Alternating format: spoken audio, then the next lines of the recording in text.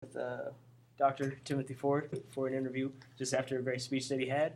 And yeah, just had a few questions for you. And yeah, I hope you enjoy it. You doing all right today? Yes, sir, my brother. Thank you for giving me the chance to speak with you and meet you and your wife and to talk about some of the issues that I've been engaged in past 20, 30 years. So starting off, where are you at right now within education? Educationally, I have a PhD, which I got from Vanderbilt University probably 16, 17 years ago. Also have a master's in public health with a focus on epidemiology from the University of Alabama in Birmingham. And I have an undergraduate degree from Oakwood University, which is in Huntsville, Alabama. So what type of person were you in elementary school? So, if I'm your classmate, we walk into class, teacher has an assignment, I'm sitting right next to you, what type of things are you talking about? What's on your mind? Well, like most boys, interested in sports, an avid reader. I came from a sheltered home environment, so I didn't go out a lot, and my parents made sure that we read. So there were always books around that we read. And I'm a family-oriented guy. We're close to family, so we always did family things together. Of course, I had my friends. We did boy things like hiking, playing basketball, playing tag. But for the most part, I was a homebody and had a sheltered childhood. Interesting.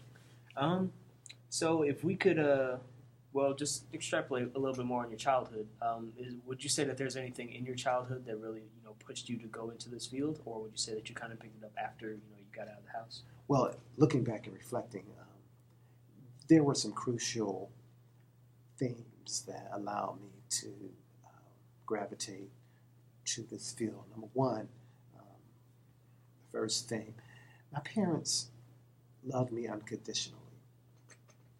They never talked down to me, and they gave me a strong sense of who I am, not just as a male child, but also as a believer in a higher power, a believer in God. So that allowed me to think that I could do whatever I wanted to do, and there was no negativism in my spirit. So that gave me the freedom to venture out and try different things. And so when I became a young adult, and I met a lot of students who didn't have that confidence, who didn't have people in their life who told them that they loved them, that they believed in them. And I saw the effect of those negative words and negative environments on the human spirit that propelled me to say, I want to devote my life to providing opportunities for our children to excel, for our children to be whatever they want to do, by number one, believing in them, but number two,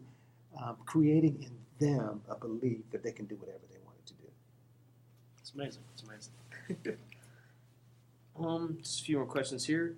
So I'd say you did say you were an avid reader. I like that. I can resonate with that a lot.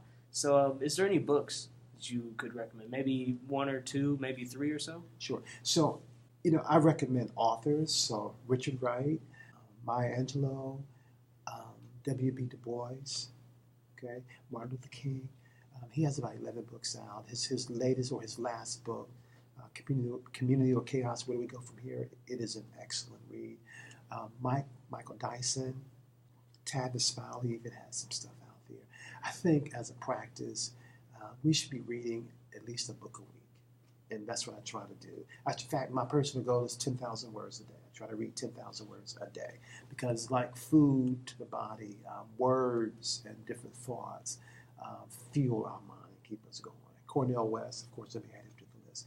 If you start there, it'll give you a nice background and it'll help you develop who you are through the lived experiences and thoughts of others. Amazing. So one final question. If there's anything from all the work that you put into this industry, is there anything that you feel like people should take away? One or maybe even two things, like the most impactful thing, the one message that you're really trying to deliver. What would that be? Two messages. One, devote yourself to excellence, that everything you do will be the best version of who you are. And number two, we've got to understand economics better. We've got to become producers. The blacks in the U.S., we're 42 million strong. On the list of 218 countries, that's like number 33. So we make more money. We have more disposable income. We bring in more spending power than over 150 countries. As a group, we've got to learn to collectively use and leverage that money so that our voices can be heard. Thank you. And this is Demareon Jones with Dr. Timothy Forde here from the Bridge. And yeah, that's about it.